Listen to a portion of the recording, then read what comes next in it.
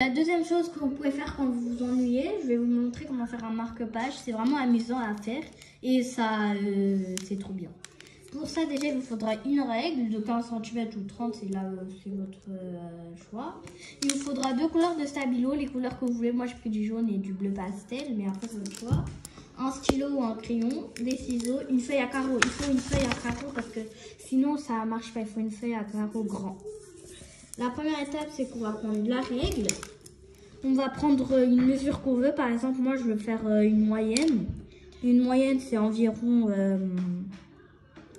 à 9,5. Et du coup, je viens tracer 9,5.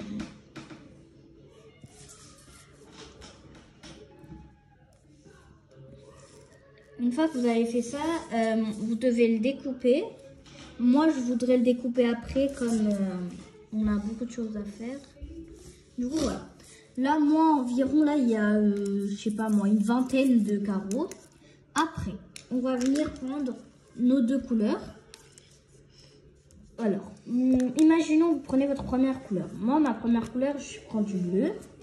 Vous allez venir faire déjà colorer un carreau. Une fois que vous avez fait un carreau, vous laissez la place pour mettre le jaune. Et du coup, vous passez. À chaque fois, en fait, vous laissez une place pour le jaune.